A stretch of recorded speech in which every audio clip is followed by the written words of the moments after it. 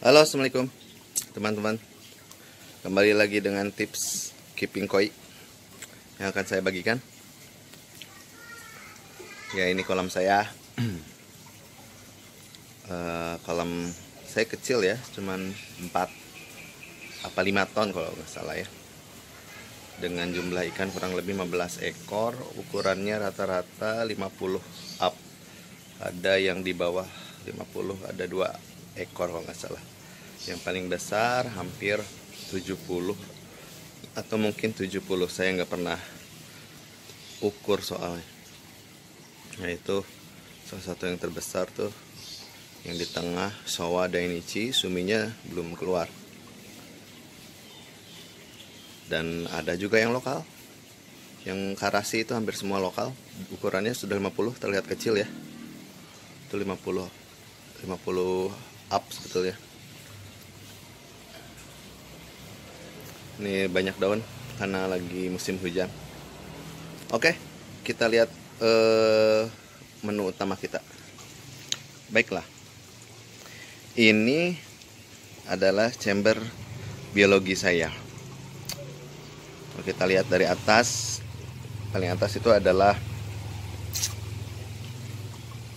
karang jahe dan oyster, akan saya angkat nanti, dan jaring nelayan. Di bawahnya adalah busa hitam. Nanti kita hari ini kita bahas tuntas busa hitam fungsinya apa, jaring nelayan fungsinya apa, terus karang jahe fungsinya apa. Oke, kita lihat lebih dekat. Di sini ya saya tambahin aerator di bawahnya untuk memastikan alirannya bagus. Jadi yang sudah terolah oleh bakteri, dia naik ke atas dan mengisi kolam utama.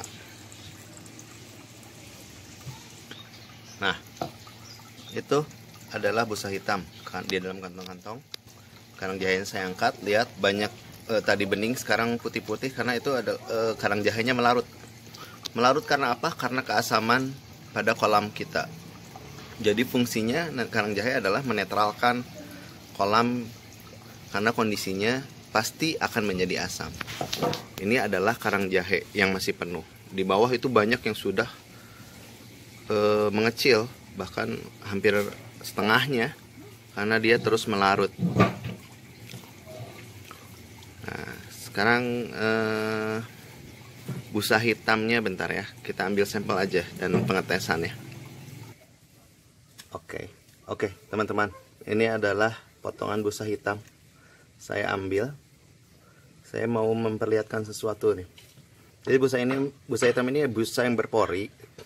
Porinya lumayan besar, tidak seperti busa yang digunakan untuk kursi atau kasur ya.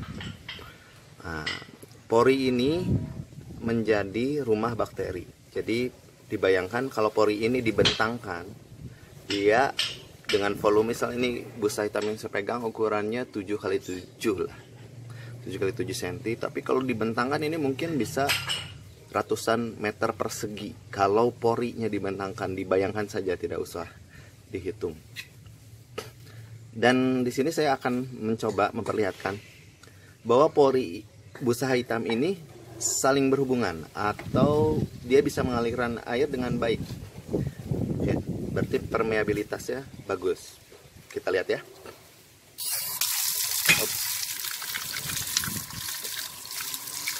Sama, oke. Iya, kita lihat. Bisa teman-teman lihat. Ambil kecilin biar lebih jelas. Nah,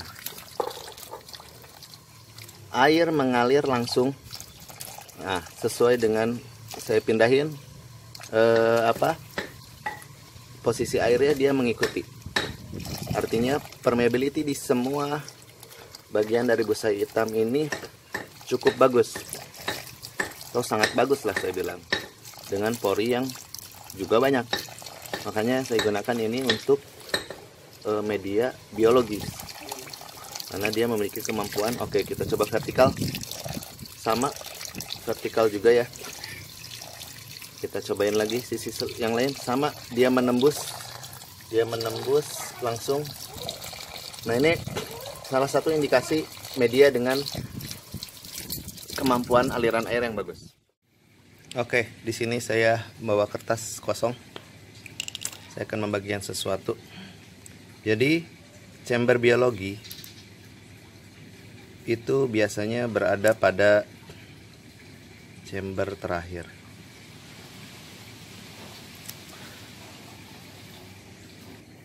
Oke.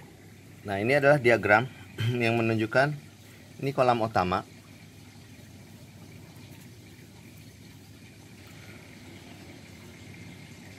Di mana kotoran ikan akan tersedot masuk ke dalam chamber pertama, lalu didistribusikan ke chamber kedua, lalu ketiga. Nah, di sini tujuannya adalah ketiga. Kalau teman-teman bisa membuat chamber lebih banyak, lebih baik. Intinya begini, chamber pertama itu kotoran kasar, kedua halus, ketiga sangat halus. Atau masuk ke chamber biologi itu usahakan sudah sangat halus, jadi tidak ada endapan, sehingga di fungsi chamber ketiga atau chamber untuk biologis ini dia berfungsi maksimal dan kita tidak perlu mencuci filter tersebut ya untuk hitungan tahunan gitu. Di sini saya tulis di bawahnya fisika. Fisika itu maksudnya fisik. Jadi secara fisik disaring, kotoran kasar disaring. Di kedua chamber berikutnya itu fisika kimia. Karena apa? Karena pada dasarnya di setiap media itu akan ditumbuhi bakteri gitu. Jadi pasti ada kimia dan fisikanya. Dan 3 atau chamber bio kita maksimumkan untuk penyaringan secara kimia. Apa itu yang disaring di chamber biologi? Baiklah. Nah, ini. Jadi ini apa ya? Jenis reaksi kimia yang terjadi di kolam kita lah, yang sederhana. Tidak perlu dipikirkan reaksi kimianya seperti apa, tapi saya hanya ingin menjelaskan bahwa kotoran ikan itu mengandung cukup banyak amoniak, sehingga menyebabkan kolam kita itu bisa ya beracun kalau terlalu banyak amoniak gitu. Ikan tidak akan mendapatkan air yang segar. Oke. Jadi tujuannya adalah di chamber ini adalah terjadi reaksi dari mulai amoniak diolah oleh bakteri Nitrosomonas atau Nitrococcus menjadi nitrit. Nah, nitrit ini dilanjutkan lagi oleh nitrobakter atau bakteri. Tidak perlu dipikirkan lagi, sekali lagi ini hanya menjelaskan. Nitrit dirubah lagi oleh nitrobakter menjadi nitrat. Nah, nitrat ini kemana perginya? Nitrat ini akan dimakan atau digunakan sebagai pupuk oleh tanaman air. Jadi biasanya kolam koi itu banyak yang menyimpan tanaman air di kolamnya. Untuk apa? Untuk menyeimbangkan proses kimiawi yang terjadi di kolam. Seperti itu. Jadi intinya harus teman-teman ingat bahwa kotoran ikan atau juga lendir dari ikan itu asam. Golongannya mungkin amoniak. Nah, amoniak inilah yang perlu diurai sehingga menjadi nitrit jadi nitrat. Nitrat dimakan oleh tumbuhan. Dengan begitu kolam kita akan tetap bagus secara kualitas, ikan pun tidak keracunan. Kenapa maksud saya keracunan? Ya, seperti kita masuk ke udara dengan yang kota atau daerah yang banyak polusi, pasti kita tidak akan bisa hidup sehat. Begitu juga ikan. Dampaknya apa aja nanti kita bahas, oke? Baiklah. Nah, saya ingin memperlihatkan ini desain kolam atau chamber biologi saya. Jadi sebetulnya ini 2 chamber, tapi banci di tengahnya itu saya bagi potong karena saya berpikir untuk kemudahan ketika ada apa-apa mau betulin bottom drainnya atau buat backwash itu saya buat setengah. Nah, tapi dalam pengisiannya tetap saya buat partisi yang berbeda. Saya isi seperti ini. Busa hitam dari bawah sampai atas, atau di bawahnya bisa juga karang atau oyster, dan bagian atas juga saya kasih karang. Nah, kebetulan di sebelah kanannya ini full jaring nelayan. Kenapa saya gunakan dua material ini? Karena material ini murah. Catat, material ini murah. Oke, tadi busa hitam sudah diperlihatkan ya. Dia memiliki porositas dan permeabilitas yang bagus. Begitu juga jaring nelayan. Nah, jaring nelayan ini saya buka tidak di dalam karung, karena saya menginginkan banyak helaian benangnya tidak kontak dengan banyak benang jaring yang lain, agar apa, luas permukaan untuk bakteri tumbuh itu semakin luas, agar maksimal proses perubahan tadi amoniak menjadi nitrat, nitrat menjadi nitrit, amoniak menjadi nitrit, nitrit menjadi nitrat dan dikonsumsi oleh tumbuhan air. Dan berikut adalah agen yang menetralkan air. Jadi untuk teman-teman ketahui, sifat dari amoniak itu asam. Nah, itu akan menurunkan pH kolam kita menjadi asam gitu. Nah, pH itu penting buat teman-teman. Bisa beli kertas lakmus lah yang murah, itu cuman 5.000 apa 10.000, isinya banyak buat ngetes. Oke, jadi ketika bakteri kita tidak terlalu cepat mengolah, dia akan lebih cepat bereaksi untuk menetralkan kondisi air yang tadinya asam menjadi lebih netral gitu. Dia akan bereaksi dari CaCO3 tambah amoniak menjadi garam dan air gitu. Nah, jadi fungsi karang ini sangat penting di kolam untuk apa? Untuk menetralkan kadar asam sehingga pH di kolam kita tetap 7. Oke. Seperti itu. Itu ada penjelasan untuk part yang pertama kemarin. Nah. Oke. Nah, di sini saya tidak jago editing video ya, jadi saya print aja PowerPoint. Ini saya bahas nih, akibat air kolam tidak sehat. Pertama, ikan mudah sakit. Itu seperti kita hidup di lingkungan yang penuh polusi. Cirinya apa? Biasa flashing, menggesekkan badannya ke dinding atau lantai dari kolam kita. Setelah flashing, nggak tanpa diketahui, ketika kita di dalam rumah atau tidur, ikan loncat. Itu yang pertama. Dari ikan mudah sakit tersebut juga, misalnya ada bakteri atau apa, ikan akan segera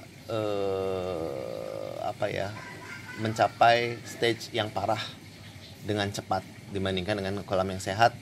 Bakteri tersebut bisa dilawan oleh tubuh ikan. Lalu kolam hijau.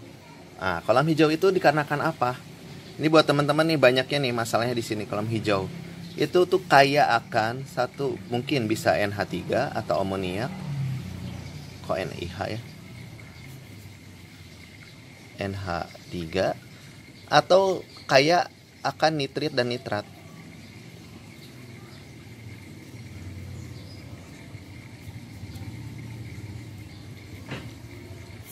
Jadi kalau misalnya teman-teman kolamnya hijau atau lumutnya panjang-panjang, itu sudah pasti nitrat atau nitratnya itu sangat melimpah. Karena apa? Mereka adalah pupuk.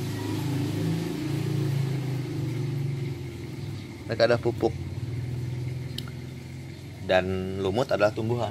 Dia subur sekali di kolam, teman-teman. Jadi akhirnya apa? Kolam hijau. Kolam hijau ini ya mengganggu penglihatan. Walau kadang tidak terlalu berdampak ke kesehatan ikan, tidak cepat gitu ya, tidak seperti kolam yang kayak amoniak. Malah kadang dia jadi cadangan makanan atau ikan juga bisa lebih merah, cuman kita tidak enak melihatnya gitu. Tapi yang pasti kalau ini semua kaya akan menghambat proses tumbuh ikan atau pembesaran ikan. Itu yang akan terjadi jika kolam kita kaya akan nitrit dan nitrat. Jadi harus segera diseimbangkan. Dan juga ikannya tidak mulus, karena kita bisa melihat koi indah karena merahnya mulus, putihnya juga mulus gitu. Oke, lalu apa solusinya? Oke, jadi piara koi adalah melatih kesabaran. Sabar menunggu mecer, sabar menambah ikan, dan sabar puasakan ikan. Untuk menghindari hal-hal yang tadi sudah saya jelaskan, yaitu ikan mudah sakit, loncat, kolam hijau, susah besar. Itu. Jangan terburu-buru menambah ikan. Jangan terburu-buru ingin kasih makan yang banyak. Oh iya nih, ini faktor utama nih.